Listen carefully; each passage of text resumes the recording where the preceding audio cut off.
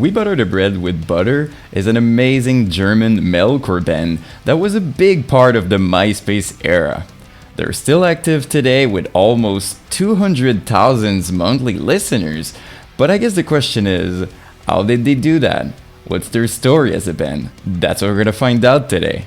So my friend, as usual, take a cup of coffee, cigarette, bag of chips, whatever you feel like, as we explore the story of We Butter the Bread with Butter. This video is sponsored by XTY, my clothing line. If you love metal music, but at the same time, you want to look clean with a minimalistic touch, I'm pretty sure you're gonna like it.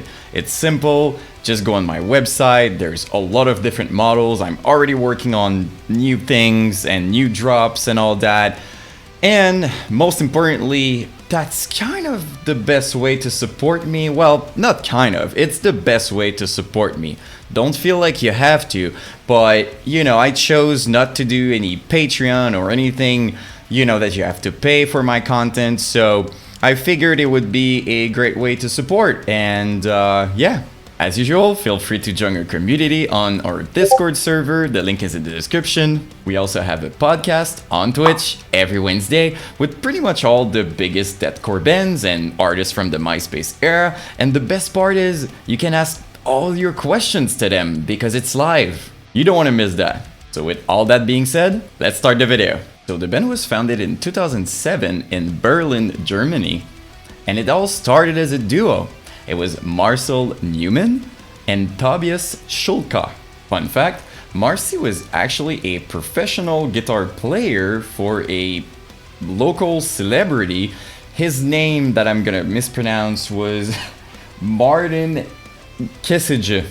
I swear, I went on Google Translate, that's how they said it. So anyway, the important part was he was good at guitar.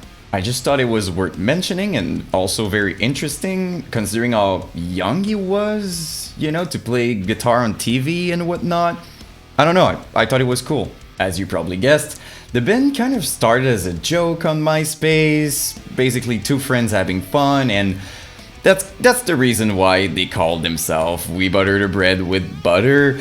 It was a dig at all the heavy, serious, death metal, obscure bands out there. So the first year as a band, or as a duo, was basically writing music, exploring, having fun, and the same year, in 2007, they released an amazing demo.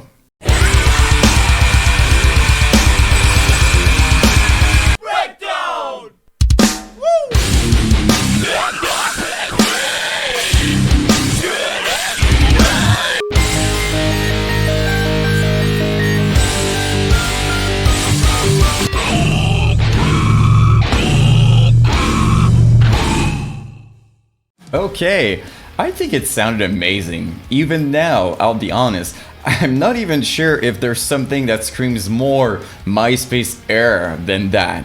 I mean, I know I say that a lot in my videos, but come on, the synths, the little jokes here and there, the breakdowns, the riffs, even if they were kind of joking, it was still good, A lot of the riffs were technical, the vocals sounded brutal, and that's what I love about it. It's the proof that you can do music for fun and still be good at it. So yeah, all in all, for a first demo, it sounded great.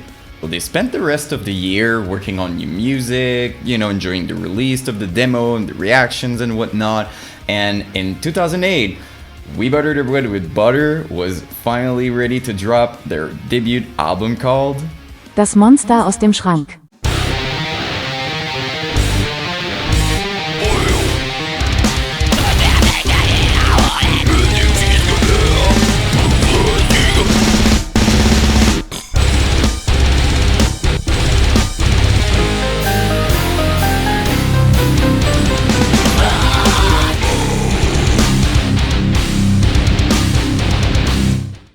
Amazing album, seriously. Like, as much as I love the demo, this was just an improved version of it. You could tell in only a year that both of them were just like better in every way. The vocals, the melodies, the guitar, everything was just freaking amazing. And as a duo, you know, like you hear those drums and you hear everything, and as much as some people might be critical, in my opinion, overall, it was great. You could have told me that it was an actual full lineup, and I would still say that it was great. It screams Myspace era once again, but it's everything I miss about that period of time. Again, the synths and the breakdowns, and you know, it's just great. I really recommend listening to it. If you never did, or even if it's been a while, go back to it. It's still as great in my opinion. After the release of the album, I'm not sure how and why it happened, but they kind of blew up. Like, I was looking at their MySpace profile, they had a label, it was called Brot Runner or something, and it might have been a made-up label though, because they were the only band on it at the time. Anyway, the important part was they had hundreds of thousands of plays, and they were doing very good for a joke project as a duo. I mean, come on. I was also very surprised to see that they were playing shows, and I wondered if maybe they had like a live lineup or something with a drummer. No, they were actually playing as a duo.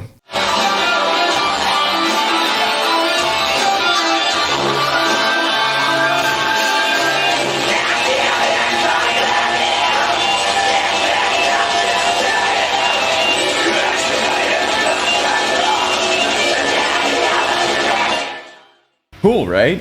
But what's even cooler is they were playing with big bands already, like A Day to Remember, which to me made sense because during that era, Homesick was about to be released, so they were getting bigger, but they were not like A Day to Remember 2009 prime Homesick era at the same time.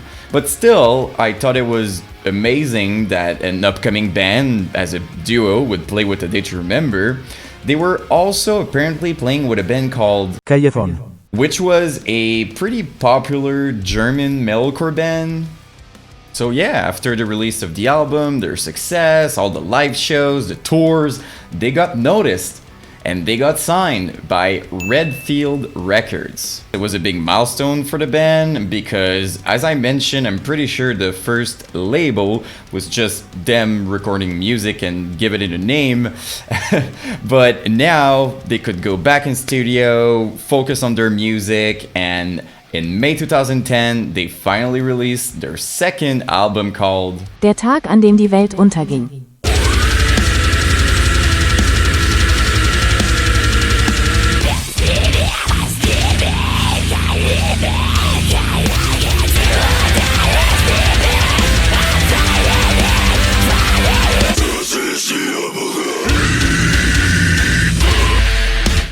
I love that album. It's so good.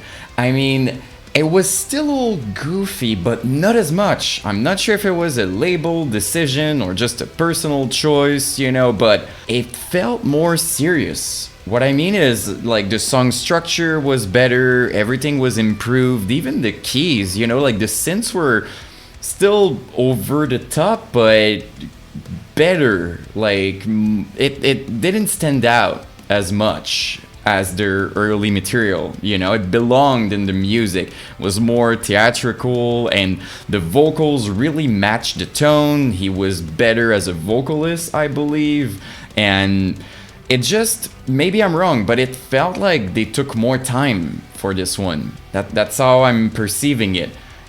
It's kind of one big vibe instead of being all over the place and kind of random on their demo and first album. This one was well thought out, and I think it paid off because to this day I'm pretty sure it's still a fan favorite. But unfortunately, not even a month after the official release, Tobias officially quit. He had an opportunity to work with Apple as an application developer. It was a big thing. He even worked on pretty popular games like Happy Chewing Gum, which somehow matched the vibe of We Butter the Bread with Butter. Obviously, the band needed a new vocalist, and by the band I mean Marcy, because he was the only one left at that point. So he hired, officially, Paul Bartz. But he didn't stop there. He actually hired a full lineup this time, which brings us to the second era of the band, the Crabcore Era.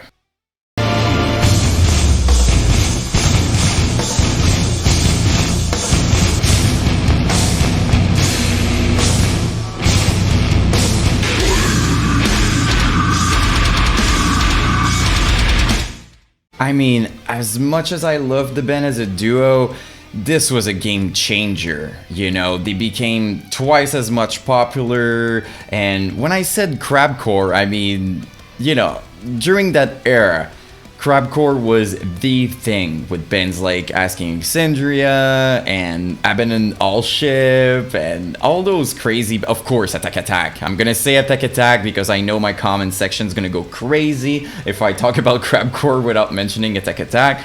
So there you go, it's done. I could say a lot of bands, I mean, Confide. So don't come after me. I know what the Crabcore Era is, I even made a video about it. Shameless plug. But that's not the point. I just meant that it was cool to see We Butter the Bread with Butter as a full lineup going crazy live. That being said, the lineup would change a year later in 2012 when Kenneth Duncan officially quit, saying it was due to some personal and professional differences, so I'm not sure exactly what happened, but the band decided to keep going as a four-piece, which I thought was pretty cool. Which brings us in October 2012, when they officially released a new artsy teaser. People were super excited about it because no one had heard the new sound with the new vocalist ever since Tobias left. Which brings us to December 2012, when We Butter the Bread with Butter officially released their new album called Projekt Herz.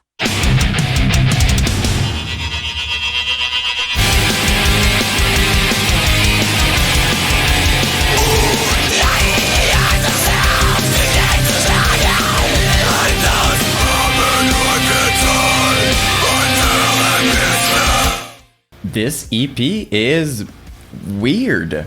I mean, don't get me wrong, I'm not saying it's bad or anything, but it just wasn't We Butter the Bread with Butter to me. It was a complete different thing, which makes sense because it's a new lineup, new vocalist, but I don't know, it just, like for example, they added some robotic clean vocals.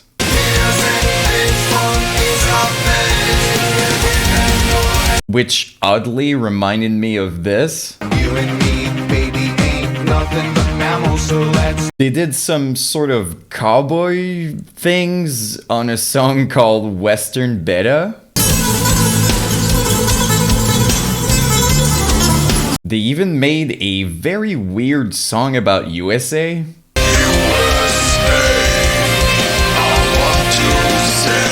I don't know, I don't want to be a hater, you know, I'm trying to be as objective and positive, but it just wasn't their best material in my opinion. It just felt weird, and I really, I felt like they lost what made them special in the first place, but maybe it's just me. Let me know in the comments. On a more positive note, I think Paul, their new vocalist, was a very good frontman and he was killing it live.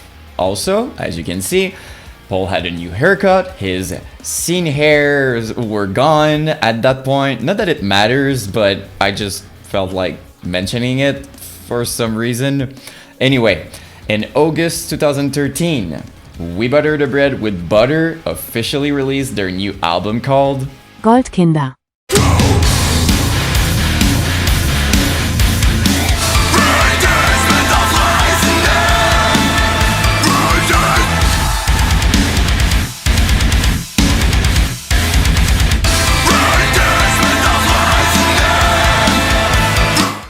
Alright, pretty good album.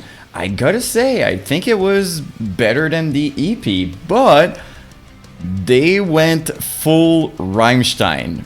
I mean, the metalcore version of Rammstein, if that makes sense. And I'm not saying that because they were German or anything. That's really the vibe I got from it. Like, if you listen to it, you're gonna notice the chorus really sound inspired by Rammstein, and at least that's what I got from it. But it was still catchy and good, even though they were also clearly inspired by Slipknot, but that's okay.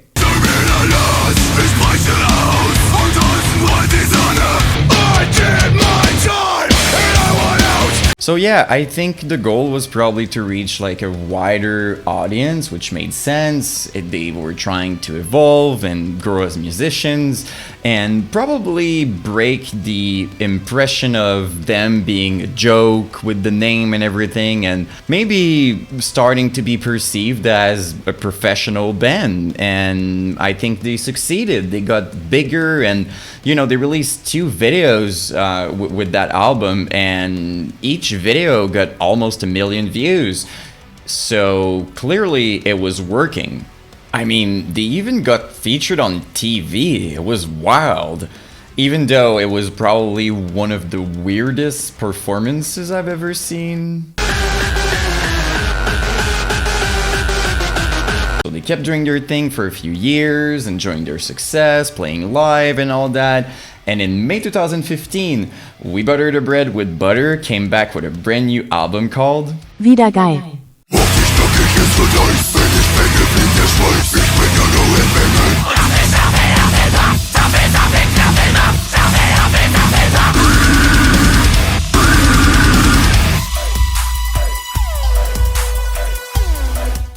Okay, this one is really interesting. They kind of went mainstream metalcore with some rock choruses and like weird electronic parts, which made a weird mix. Like, it was definitely different from the previous album, and yet it was as weird. So yeah, basically on this one, the main kind of riff they had was gent, like this. Then they added some super rock choruses. What is the reason why you feed them? But they also had those weird electronic parts like this. So yeah, even though I'm not the biggest fan of this one, I still think it was good for the most part. It was definitely more enjoyable than the previous EP and album, as I said. This one was more structured, more bouncy, just... It was different, but yeah, maybe it was the new direction they needed, because they kept killing it. It was going super well for them. Fans really seemed to have a blast live, almost felt like a party if you look at the footage and whatnot. And yeah, they released 2 new videos, one for the song Exorcist and another one for the song Rockstar, which I think pretty much showed the extremes, you know. One's about like horror and the other one is like Rockstar with the 70s, 80s vibe. So you could tell that they were not scared of being all over the place and being experimental and whatnot, which I thought was pretty cool. So once again, they spent the following year touring and enjoying their success as a band, you know, promoting the new songs and all that. And in 2017, they came back with a brand new single and a new video.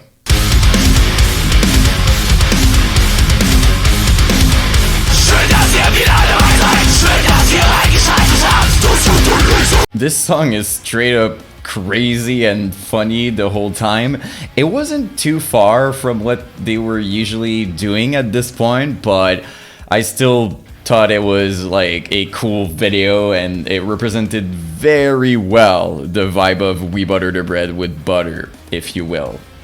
I also think it's worth mentioning that this one was released under a new label, AFM Records. I don't know exactly when they signed, but it seemed like a pretty legit company, you know, like a good record deal for them.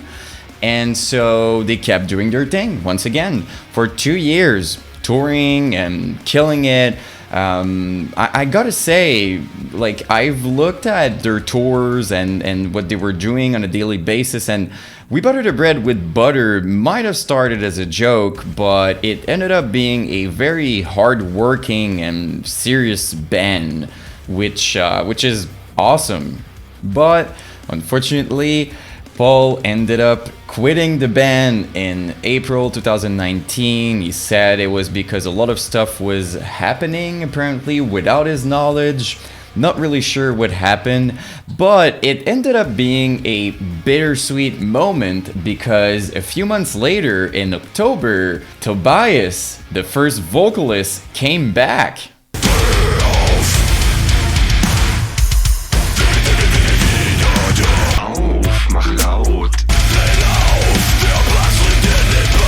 It was amazing, you know, seeing Tobias back in We Butter the Bread with Butter after all those years, and especially for fans like me who were around during the Myspace era, fans of the early material, if you will. It was just so sick. But at the same time, I'm sure, you know, Paul was in the band for so long, I'm sure a lot of people were upset. Which always happen in those scenarios, but nonetheless, overall, it was just amazing to see. Musically, it wasn't a complete return to form though. Like, it sounded really modern, which makes sense, you know. I would have been surprised if they would have just came back to the early days just because the the original vocalist is back, but it was still... Maybe it's because of the vocals, but it gave me some of the early vibes in this one, which a lot of people were probably happy about. During that era, they became closer to a band called Electric Callboy, and they ended up touring and making music together, and I gotta say, it was pretty good.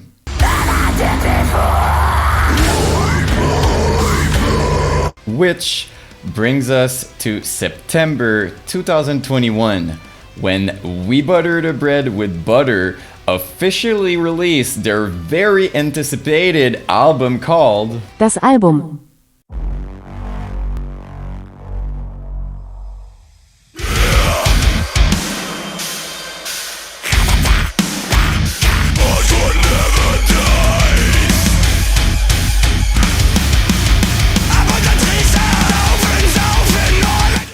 Okay, hands down their best album.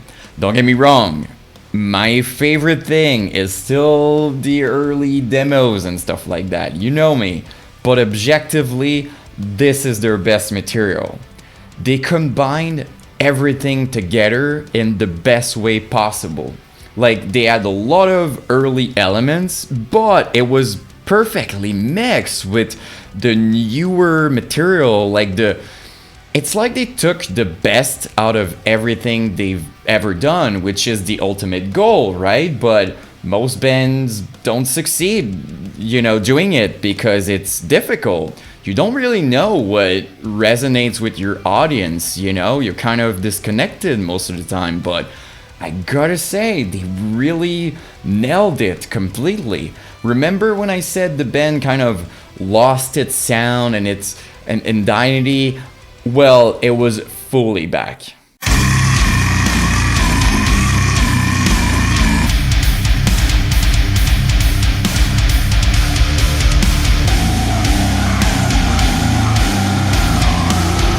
It was so cool to see that they were embracing the name even, Look at the artwork with the bread. To me, it's by far their best artwork. It's so sick. And even in their videos, they were including the bread and making jokes and stuff. It was just perfect in my opinion. And if you've been watching my videos, you know how rare it is that I'm saying that in the current days, the current era, the band is at its best. But I sincerely believe it's the case with We Butter the Bread with Butter. It's insane.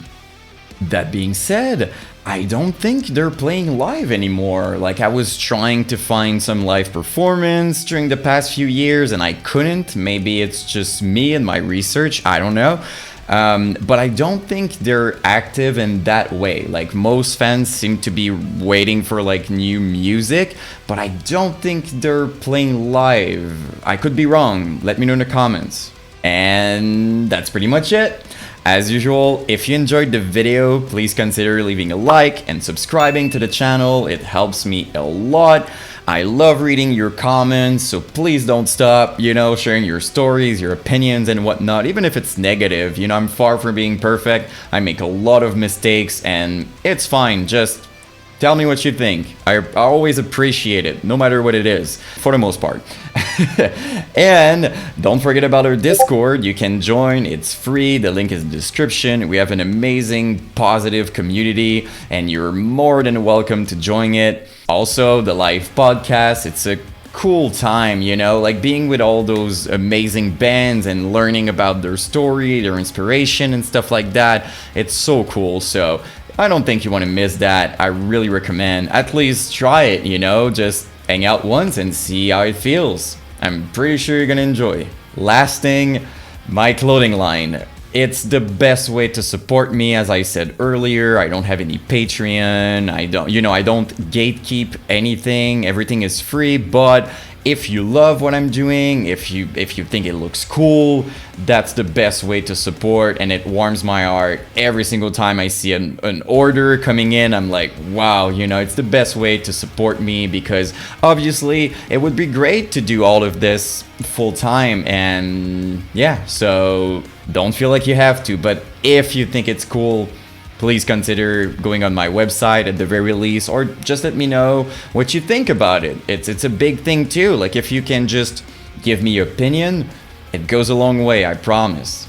But now, with all that being said, I'm gonna finally stop talking. I'll see you in the next one.